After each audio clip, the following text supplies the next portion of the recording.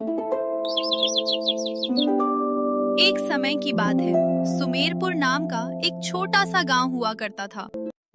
उसी गांव में दो सगी बहनें रहती थीं, कंचन और माधवी। कंचन बड़ी थी और बेहद सुंदर थी। माधवी कम पढ़ी लिखी, सरल और बेहद भोल भाली स्वभाव की थी। माधवी का विवाह एक गरीब किसान हरिदास से हो गया। वही कंचन की सुंदरता पर मोहित होकर एक अमीर व्यापारी सेठ रघुवीर ने उससे विवाह कर लिया।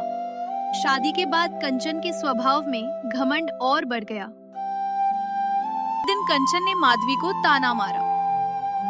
अरे माधवी, देख ही सोने का हार मेरे पति ने अभी अभी दिलाया है, और तुम्हारे खेत के पास वाला खेत भी हम खरीदने वाले हैं।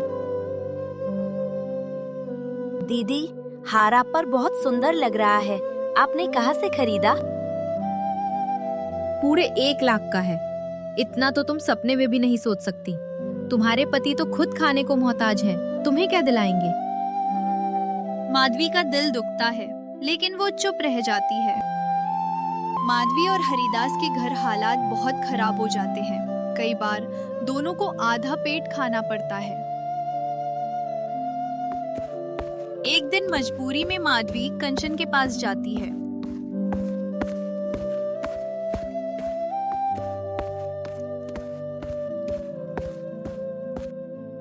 दीदी, घर में अन्न का एक भी दाना नहीं है। थोड़े पैसे उधार दे दो, फसल बिकते ही लौटा देंगे। आज तो पैसे नहीं है, अगर कल आती तो शायद दे देती। माधवी मायूस होकर लौट जाती है।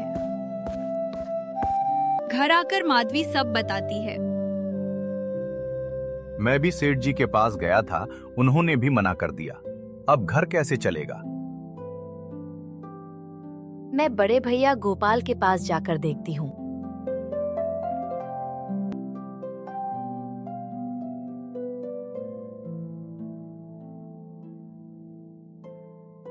रास्ते में माधवी को एक बूढ़े बाबा मिलते हैं। बेटी, मुझे आगे तक छोड़ दो, मेरे पास पैसे नहीं हैं। बिना पैसे कोई नहीं बैठेगा। काका, इन बाबा को बैठा लो, किराया मैं दे दूंगी। बेटी, एक दिन भगवान तुम्हारी मदद जरूर करेगा।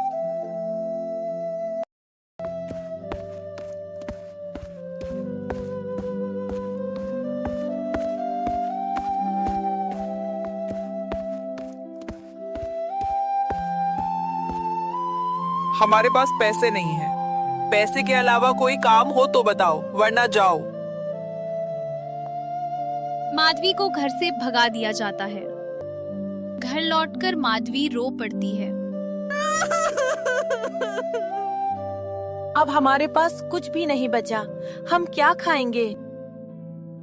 ठंडी रात में दोनों उदास बैठे होते हैं। तभी अचानक दरवाजे पर आवाज आती है।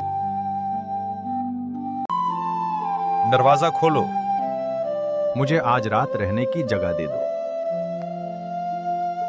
माधवी बाबा को अंदर बुला लेती है। बाबा, हमारे पास आपको खिलाने को कुछ नहीं है। बेटी, तुमने आश्रय दिया, वही बहुत है।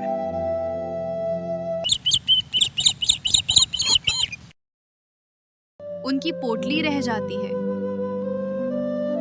पोटली खोलते ही ढेर सारे सोने के सिक्के निकलते हैं और एक चिट्ठी। ये तुम्हारे अच्छे कर्मों का फल है, इसे ईमानदारी से उपयोग करना।